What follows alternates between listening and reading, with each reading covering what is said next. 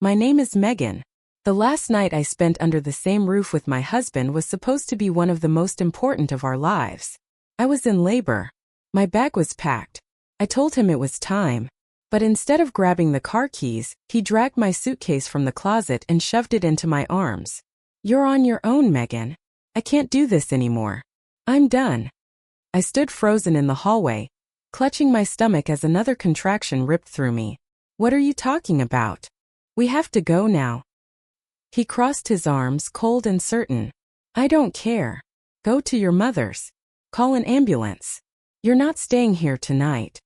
The words hit harder than the pain. This wasn't just abandonment. It was betrayal wrapped in cruelty. 6 years of marriage, all the nights I supported him, all the times I covered his mistakes, they vanished in the space between his words. I stumbled outside, suitcase dragging behind me, phone clutched in my trembling hand. My sister Danielle answered on the first ring. I barely managed the words. "He kicked me out. I'm in labor." Her car screeched into the driveway minutes later. She threw open the passenger door and half-carried me inside. "Breathe, Megan. In for 4, out for 4. I tried, but every breath felt like fire. The hospital lights swallowed me. Nurses rushed in, clipped monitors to my skin, told me to push, told me to hold on. Hours bled together. My vision swam. And then I heard it, the sharp cry of my daughter. I held her tiny body against me, skin to skin, and whispered a promise. "You will never be abandoned. Not by me." The chair beside me stayed empty. He never came. Days later, while I rocked my newborn in a rented room with peeling paint, a courier knocked at the door. He handed me an envelope, divorce papers already signed by him. No message, no apology, just instructions to vacate the house and a thin offer of support, as if I were some stranger he wanted gone quietly. I thought he had destroyed me. Alone, exhausted, holding an infant in my arms, I believed he had left me with nothing. But then a letter arrived from a law office I had never heard of. My late aunt, the quiet woman who taught me how to save money in jars and bake bread on Sundays, had left her entire estate to me. $10 million in assets, property, and investments. I read the number again and again. 10 million. The man who cast me out in my most vulnerable moment had pushed away not a burden but an heir. I told no one except Danielle and the lawyer.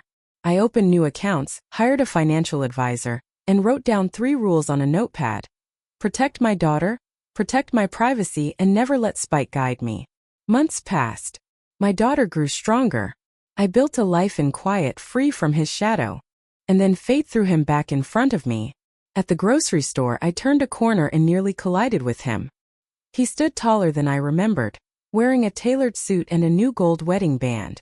Beside him stood a woman with styled hair and a bright smile. She held his arm like she owned it. He saw me first. His face flickered, surprise, then irritation, before he masked it with a polite smile. "Megan, this is my wife." The woman turned toward me. Her smile faltered for a fraction of a second. Recognition flashed in her eyes. Not recognition of me as the ex-wife. Recognition from somewhere else. Somewhere she didn't want me to remember. But I did remember. She had sat in my clinic months before, under a different name. I had treated her, heard her stories, noticed her slip when she signed a form with one name but paid with another. At the time I had let it slide. But now? Now every detail lined up. She knew I knew. Her smile returned, tighter this time. "Congratulations on the baby," she said, her tone sweet but her eyes calculating. "You look strong." I adjusted my daughter's carrier on my chest. "I am," I said simply. My ex cleared his throat. "We should go," he muttered, already steering her toward the registers. He never looked at our daughter. He never said her name. As they disappeared into the bright light of the store's front windows, my phone buzzed in my pocket. A blocked number. One text. 4 words. "We should talk. Tonight." The text on my phone glowed in the dark. "We should talk. Tonight." No name. No location. Just 4 words from a blocked number. My first instinct was to delete it, but something in the phrasing froze me. It wasn't his style. My ex never asked. He demanded. This message felt different. I showed Danielle. She frowned. "Don't answer. It's a trap." But a part of me knew it wasn't from him. It was from her. The new wife. The one who had looked at me in the grocery store with eyes full of recognition and fear. I didn't reply that night. Instead, I barely slept, lying awake with my daughter beside me. By morning, another message arrived. This time with the location. Café Riverstone. Noon. Still no name. But I knew who it was. Danielle insisted on coming with me. If it's her, I want to see her face when she explains. But I shook my head. No. She asked for me alone. I need to hear her without interference. The cafe was quiet, almost empty when I arrived. She was already there, seated in the corner, sunglasses hiding half her face. She slid them off when I approached. The scar near her temple, faint but visible, told me I was right. She had been in my clinic before. "Megan," she said softly. "Thank you for coming." I sat across from her. "Say what you need to say." Her fingers twisted around her coffee cup. "You know me. Or at least you saw me before all this. I didn't think you'd remember." "I don't forget faces," I replied coldly. She swallowed hard. "My name isn't what you think. It wasn't Brooke when I came to your clinic. It wasn't Brooke when I met him either. I've had other names." The admission didn't shock me. It confirmed what I already suspected. "Why the aliases?" I asked. She looked down, voice trembling. "Because I was running. From debts. From mistakes. From people I owed money to. Your ex, he thought he rescued me. He promised me security if I married him. But he doesn't know everything. If he finds out, he'll leave me. And I'll have nothing." I leaned back, folding my arms. "So you're telling me he left me while I was in labor to marry a woman whose life is built on lies?" Her eyes filled with tears. "I didn't plan it this way. I didn't know he'd leave you like that. But now you could ruin me if you expose what you know." For a moment I almost laughed. She was afraid of me, the woman she helped displace. She wanted me to keep her secrets so her new life wouldn't collapse. "You should be afraid," I told her. "Because I don't need to invent anything. The truth is enough." She slid a small envelope across the table. "Then take this. It's proof he was already planning to leave you months before the divorce. Messages, receipts, bookings. He used me as an excuse, but he used you as a stepping stone. If you're going to expose anyone, start with him." I opened the envelope. Inside were printed screenshots, texts from my ex to her. His words were venom in ink. "Once Megan is out of the way, we'll have the life we deserve. She's weak. She'll crumble. Don't worry about the money, I'll handle everything." I clenched my jaw. Each sentence burned. Not just because of betrayal, but because of how certain he was that I would break. I looked at her one last time. "You think handing me his lies saves you? Doesn't. It just proves you belong in them." I stood, envelope in hand, and walked out. Back home, Danielle was waiting. I laid the envelope on the table. She read the first text and swore under her breath. So he really plotted it all. Months before. Even before the night he threw you out. I nodded slowly. And she handed me proof, thinking it would protect her. She doesn't realize she just gave me the first stone to bring both of them down. That night, as I rocked my daughter to sleep, my phone buzzed again. Another blocked number. This time, no message. Just a photo. It was me leaving the cafe. Taken from across the street. Someone was watching. Not just her. Not just him. Someone else wanted me to know I was being followed. The photo on my phone sent a chill through me. A blurry shot of me stepping out of the cafe. Envelope in hand, my head turned just enough to make it clear it was me. Someone had been across the street, watching. I showed Danielle. Her face hardened. This isn't just about them. Someone else is pulling strings. But I refused to let fear slow me. If anything, it confirmed I was getting close to something they wanted hidden. The next morning, I spread the contents of the envelope across the table. Screenshots of texts. A receipt from a hotel booked under my ex's name 2 months before the divorce was filed. A bank transfer. Large sums moved between accounts I didn't recognize. And each piece carried his arrogance in every word. "Megan won't fight. She doesn't matter." I cataloged each file, scanned it, and saved copies on an external drive. Then I did what he never expected. I went back through our old shared accounts. He had left them accessible, too sure I was weak to ever look. I scrolled through credit card statements, phone bills, and travel logs. Patterns emerged. Calls at odd hours to numbers I didn't know. Purchases from boutiques I had never visited. Airline tickets purchased but never mentioned. Each breadcrumb led to another. By noon I had a timeline forming. He hadn't just stumbled into an affair. He had been building a double life. My labor night wasn't the breaking point. It was his excuse to cut ties clean. Danielle leaned over my shoulder. You need more than screenshots. You need allies. People who will back you when this goes public. I agreed. That's when I called Carmen, a lawyer recommended by Amelia, the financial advisor who managed my inheritance. Carmen was sharp, with a reputation for precision and a dislike for bullies. I sent her the first packet of files. Within an hour she called back. Megan, this isn't just infidelity. These are financial irregularities. Transfers, possible fraud, maybe even tax issues. If we tie this together, we're not just exposing him as a bad husband, we're exposing him as reckless, maybe criminal. Her words gave me both strength and fear. And the woman he married? I asked. Carmen paused. Aliases. Contracts under different names. That's more than messy. That's fraud. If she used multiple identities to sign agreements, she could face charges. And if he knew and ignored it, he's complicit. I exhaled slowly. So the truth is bigger than betrayal. It's business. It's law. That night I dug deeper. I searched old emails, old invoices, even social media. I found her again, his new wife, posting under one name last year, another name the year before. Same face. Same scar by her temple. Different stories each time. She had been reinventing herself every few months, leaving unpaid bills behind her like smoke. Piece by piece, I printed and filed everything into a binder. Photos, texts, receipts, contracts. The binder grew heavier each hour. And with every page, my ex's smug certainty in those texts, Megan will crumble, became more laughable. But as I worked, the phone buzzed again. Another blocked number. Another photo. This time not of me. Of Danielle.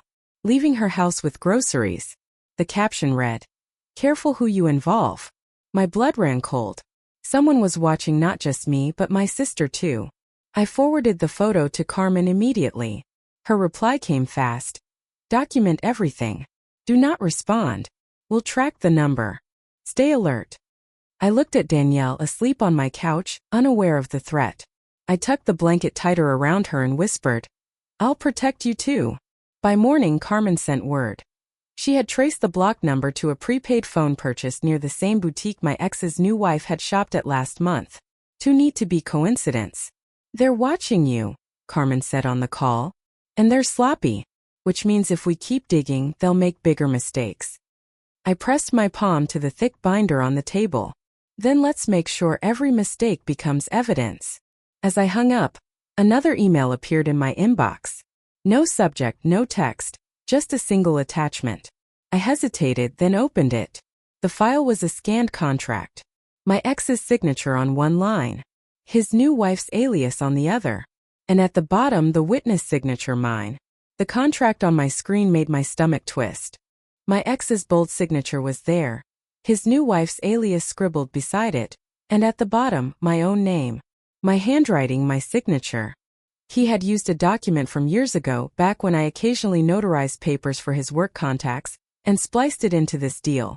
I was a witness I never agreed to be. I called Carmen immediately. She listened in silence, then said, "Megan, this is forgery. If he filed this contract anywhere, your name has been used illegally. That's leverage. It ties you to their fraud against your will." Leverage. The word echoed in my chest like a drumbeat. But I couldn't fight this war alone. Carmen was right. I needed allies who could stand with me when the truth broke open. The first person I called was Danielle. She came over that night, arms folded tight across her chest. "They dragged your name into their mess? Then I'm in this, Megan. I don't care if they follow me. I'm not scared of him, and I'm sure not scared of her." Her loyalty gave me strength, but I worried. "They're already watching you. They sent me a photo of you leaving your house." Her jaw clenched. "Good. Let them see I'm not hiding." Next, Carmen suggested someone with experience in digging deep, an investigator. She gave me the name of Jack Turner, a retired police detective who now worked privately. Jack had the kind of reputation that made people nervous. He wasn't flashy, but he didn't quit until he had every detail. We met him at a diner off the highway. He slid into the booth, ordered black coffee, and waited for me to explain. I laid out the binder, the text, the contract with my forged signature. He studied each page, his expression unreadable. Finally, he leaned back and said, "Your ex thought you'd crumble. Instead, you've built a trail even the IRS would envy. I can trace the rest. Accounts, properties, maybe offshore. You want every rock overturned?"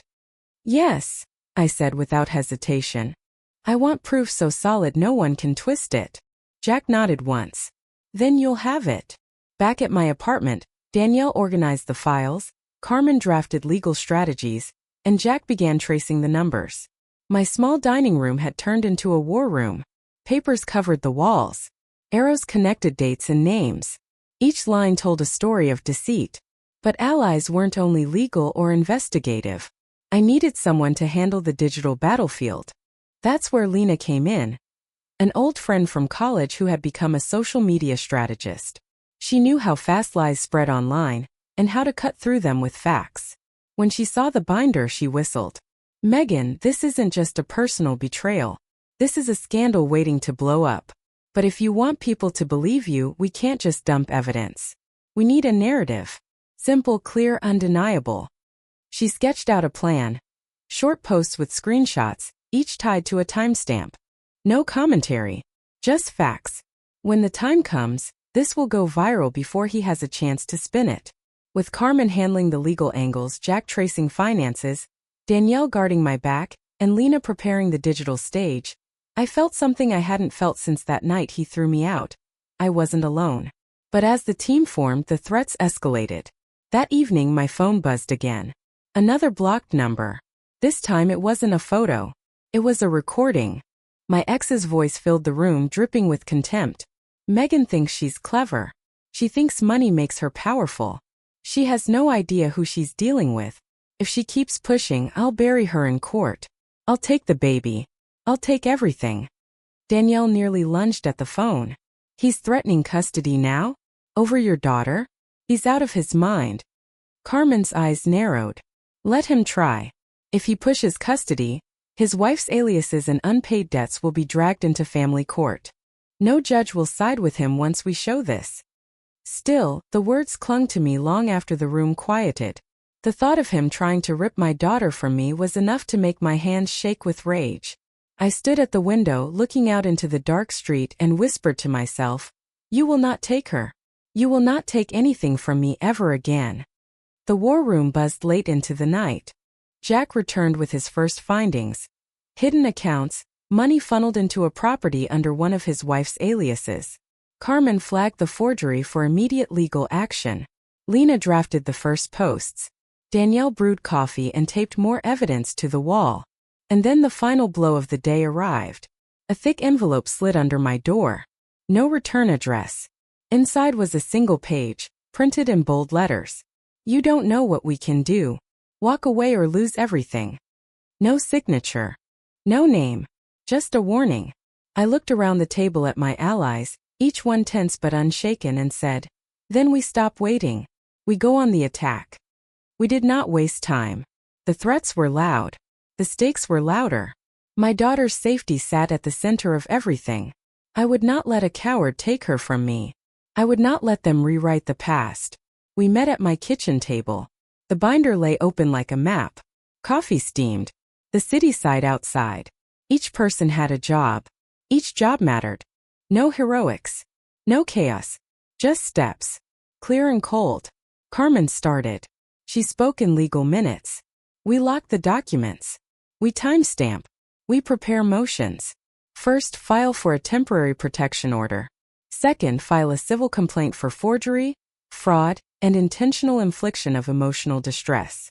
Third, demand immediate discovery of all bank accounts tied to these aliases. I nodded. I said, "Do it. Fast." Jack tapped his tablet. "I trace the money," he said. "I find the properties. I find the shell companies. I map the transfers. If funds were hidden to pay debts or to buy silence, we pull the thread.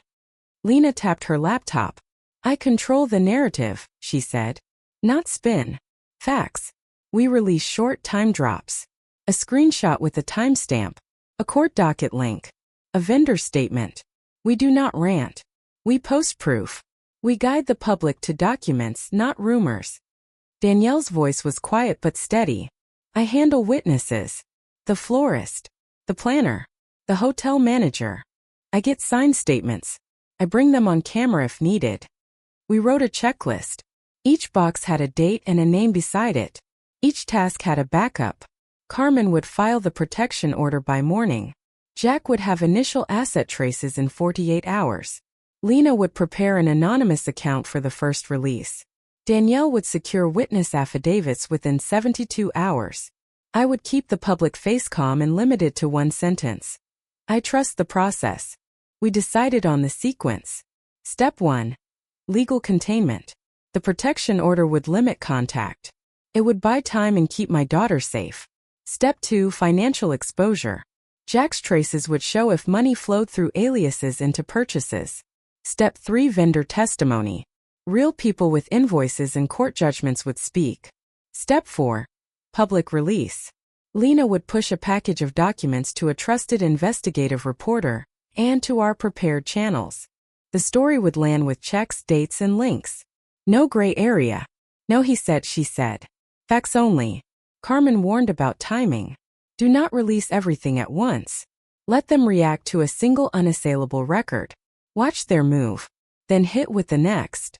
He will try to drown you in noise. We use sequence to drown his noise. We planned contingencies. If he filed emergency custody motions, Amelia, no Carmen, would counter with the financial dossiers. Judges dislike men who gamble family stability on lies. If the company he worked for tried to protect him, we would brief the board anonymously first. If the press attacked us, Lena had a private list of journalists who would not run clickbait. We rehearsed the words I would say if asked. Short lines. Clear facts. No melodrama. I have provided evidence to legal counsel. We are cooperating with authorities. One sentence. Calm. Firm. Repeatable. Measured. We set a launch window. 5 days. Enough to build solid backing. Enough to bait a reaction. We wanted him to think he had time. We wanted him to move. Then we would trap him. That night Jack left with my drive. He promised to bring back financial chains. Carmen filed the protection order electronically. Danielle called the florist and asked for sworn statements. Lena scheduled the first document drop with the reporter. I felt the plan threading itself into something real. 2 a.m. My phone buzzed. A text from an unknown number. I did not open it. I could not. Jack returned at dawn. He dropped the drive on the table. Look, he said. He tapped a file. This is a payment trail. A property purchased under her alias. Transfers from his corporate card to private accounts. And this, he scrolled. A login record from last month. Someone accessed the household account from a public Wi-Fi near your sister's workplace. My stomach dropped. They are watching Danielle's job? Jack's jaw set. They are brazen. They are sloppy. But they are dangerous. Carmen stood. We file surveillance preservation. We notify the bank. We serve subpoenas. I swallowed the rising panic and pushed it down. Fear could not be the director here. I breathed. I looked at my team. They were ready. So was I. As Carmen reached for her phone to call the bank, a new email popped up in my inbox. The subject line read, plain and bold, do not proceed. Last warning. No signature. No address. Only a threat. The subject line stared back at me. Do not proceed. Last warning. My chest tightened, but I clicked it open anyway. The body was short, cold. You think you're clever. You think your money protects you. Step forward, and you'll lose more than you imagine. No signature. No trace. Just another threat. But this one was timed too perfectly. It landed the morning we planned to file our first motion and prep the first release. Carmen read it, lips pressed thin. They know our schedule. Someone close to him is feeding information. Or someone is intercepting. Jack leaned over her shoulder. I can trace headers, but threats like this usually come from disposable accounts. Still, sending it proves panic. That means your pressure is working. Lena tapped her keyboard, frustration in every strike. We cannot push our release today. If we do, it looks like a reaction to their threat. We need a pivot. I stared at the binder, now thick with files, contracts, screenshots, bank logs. We cannot stall forever. If we wait, he'll get ahead again. Jack raised a hand. Not stall. Adjust. Change the angle. That afternoon, we gathered in the war room. Carmen adjusted the timeline. We hold the public drop for 48 hours. But instead of silence, we move in court first. Serve the subpoena responses. Push the protection order. That gives us legal ground before the noise hits. Lena exhaled. Fine. Then in 2 days we go public. But when we do, it must be big. Something he cannot bury. Jack pulled up his latest finds. I have that something. He moved corporate funds into a shell account under her alias. Transfers every week for months. That's embezzlement, plain and simple. The word cracked the room like lightning. Embezzlement. It was no longer just betrayal. It was crime. Danielle slammed her hand on the table, then hit him with it. Carmen shook her head. Not yet. If we drop embezzlement too early, they'll scramble and evidence may vanish. We need the right moment. I felt the pressure mount. My daughter slept in the next room, oblivious to the war surrounding her. The thought of losing her, of letting him twist this into a custody battle, made my blood run hot. That evening, Lena showed me drafts of the posts. Each one simple. A screenshot of a transfer, a date, a note. No commentary. No anger. Just truth. When this goes live, it'll spread faster than any threat, she said. But the day pivoted harder than we expected. At 9 p.m., Danielle rushed into the apartment, her face pale. Megan, you need to see this. She handed me her phone. On the screen was a video posted to my ex's account. He was sitting in a sleek living room, his new wife at his side, their hands intertwined. Megan is trying to destroy us, he said, his tone rehearsed. She's unstable. She's inventing lies because she cannot move on. Please respect our privacy. Please ignore the smear campaign. His wife nodded, eyes wet. I never lied. I never hid. I just wanted a new life. She won't let us be happy. Danielle growled. They're painting you as the villain before you've even moved. Carmen rewound the video. Good. This plays into our hands. They've gone public first. That means when we drop documents, the contrast will crush them. Still, I felt the sting. He had abandoned me while I was in labor, and now he dared to call me unstable? Jack stepped forward. This changes nothing. Stick to the plan. Legal first. Then exposure. But then Lena's laptop pinged. She frowned. No. This changes everything. Look. She spun the screen toward us. A blog had gone live, one I didn't recognize. The headline screamed, Ex-wife caught faking evidence. Megan's binder of lies. They had copies. Blurry photos of some of our documents out of order, captions twisted. These are doctored, the post claimed. This is harassment disguised as truth. Danielle's fists clenched. How did they get those photos? My mind raced. The binder never left my sight except with Jack and Carmen. Then it hit me, Lena's drafts. Her laptop. Our digital copies. Lena's eyes widened. No. I encrypted everything. But her voice cracked with doubt. Carmen's face hardened. It doesn't matter how they got them. What matters is they moved first. They poisoned the well. Jack's voice was sharp. Then we pivot harder. Forget waiting. Tomorrow we drop one record they cannot twist. Public. Clean. Ironclad. Carmen looked at me, binder in hand. Megan, it's time. We either fight tomorrow or we lose control forever. The night was short. We met before dawn. Carmen had copies. Jack had more traces. Lena had the distribution plan. Danielle held my hand once and then stepped back to film the opening shots. We moved like a unit. I wore no jewelry. Simple dress. No color that shouted. I wanted the facts to be the loudest thing in the room. We rented a small conference hall. Press would fit. Cameras would fit. Witnesses would fit. Amelia, no, Carmen, stood with me at the front table. She started by stating what we already knew. Clear. Legal. Plain. We have documents, she said. Bank records. Receipts. Contracts. Witness statements. We will present them now. Jack read the money trail. He pointed at dates on the screen. Transfers from a corporate account into a private shell account. Weekly amounts. Months of transfers. Then properties purchased under an alias. This is not love, he said. This is laundering and embezzlement. Lena then released the first public packet. An encrypted link. A one-page timeline. A screenshot with a timestamp. A vendor invoice with a court stamp. I watched the reporters open the files on their phones. I watched the room shift from curiosity to attention. Danielle brought forward the florist. She spoke calmly and read an affidavit. The planner followed. The hotel manager testified about split deposits and different card numbers. Each witness spoke of dollars, dates, and missed payments. No opinion. No drama. Facts.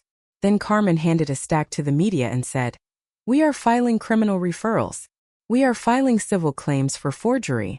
We will also seek emergency protective orders today to shield my client and her child." I stepped to the microphone. My voice was steady. He abandoned me in labor. He promised me a life. He used our marriage to hide his choices. He traded our vows for a cover story. We are here to show how his choices hurt people, not to shame a person but to reveal a pattern. A reporter shouted a question. "Will you press charges?" Carmen said, "We already have. The county will review." Outside, the feeds erupted. The packet leaked, but on our terms. Screenshots with links spread. Journalists called their sources. The narrative shifted. The smear blogs sputtered. People read the raw documents. Facts are heavy. Lies drift like dust. Facts fell like stones. He reacted fast. I expected it. He posted a live video from his phone. He called us liars. He called me bitter. He accused his new wife of being harassed. He pleaded for privacy. Then his phone rang midstream. He answered. The audience heard the caller. His voice caught. "What? The board asked for an emergency audit? They saw the filings?" He looked at the camera with a face I had not seen since we were young and reckless. Panic pushed through the practice mask. Within hours, his company announced an internal review.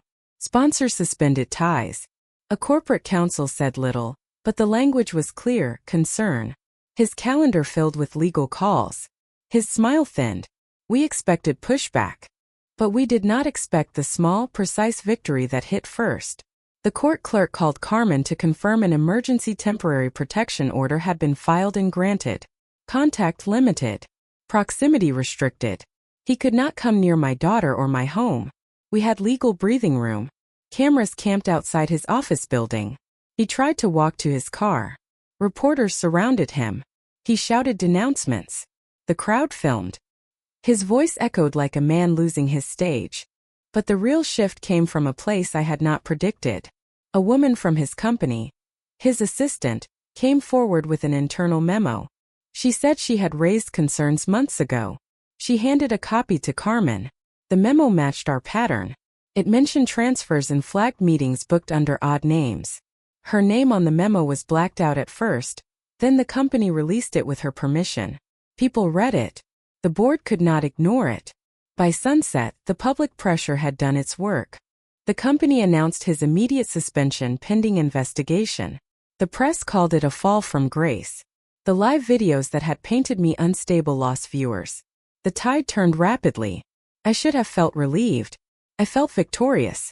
But the day was not over. At 9 p.m., my phone buzzed. Danielle looked at the screen and froze. "They filed an emergency custody motion," she said. Her voice was small. "He says you are a danger to the child and requests immediate temporary custody until this is resolved." My heart stopped. The court portal confirmation popped up on my screen. A hearing was requested for tomorrow morning. The sheriff served the motion electronically. The words on the page felt like ice. Carmen's jaw clenched. "They will try to use this chaos to strip your rights. It is predictable." She already had a plan drafted. Her fingers moved as she spoke. We counter with the protection order and our financial disclosures. We show the court he is not stable. We show the threat language. We show the surveillance. We will argue that his behavior is designed to destabilize you, and that he must not have custody. Still, the motion existed.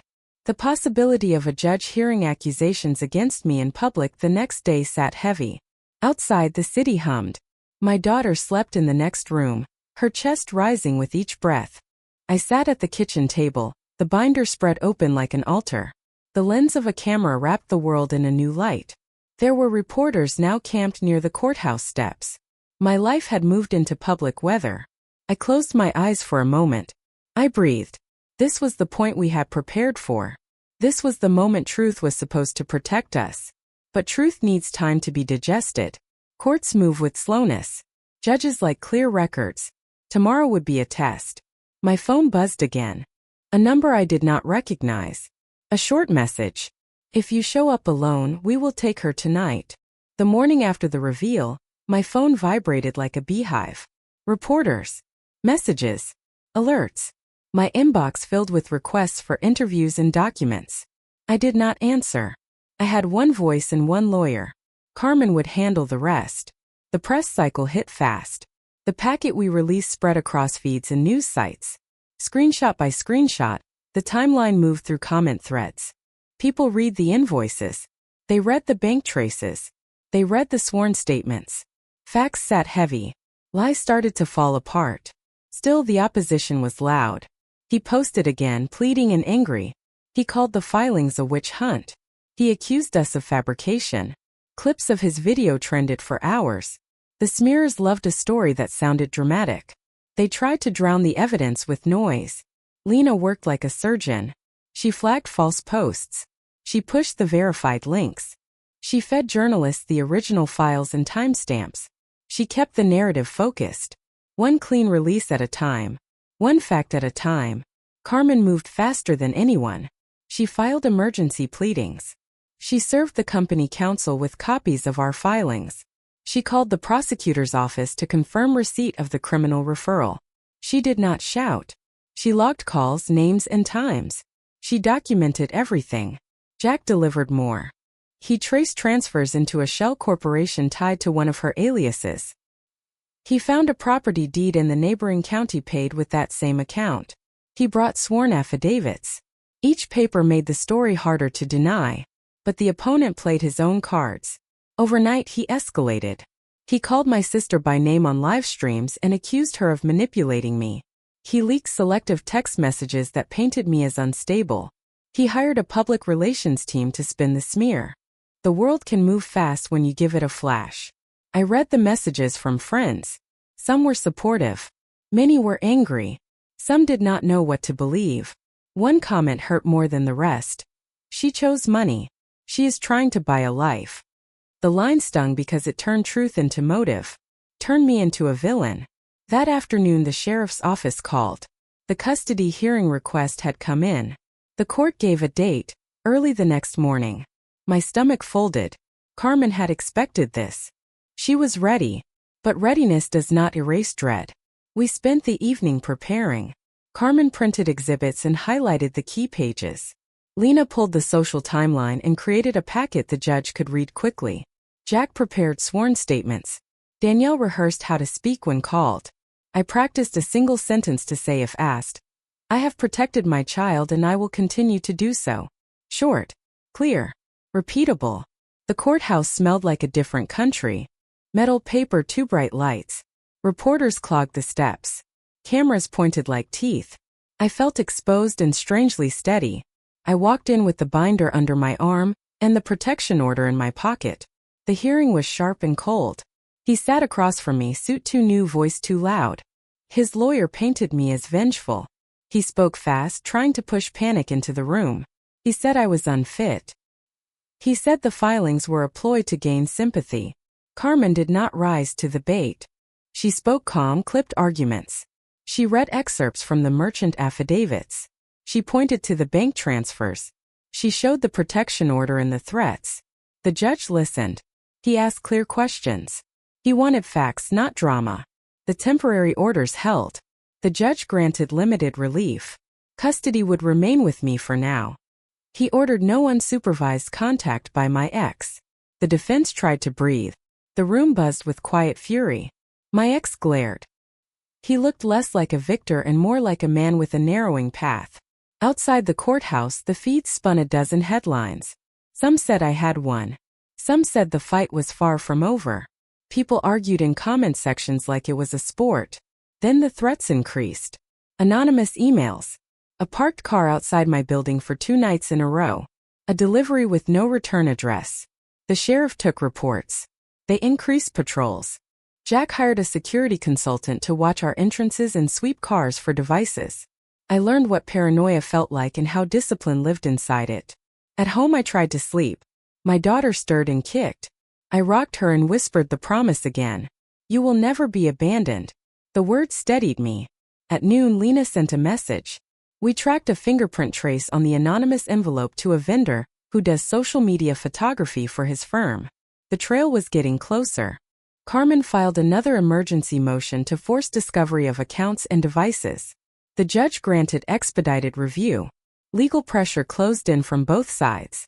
That night, as rain tapped the window, a new email arrived. It contained a single photo.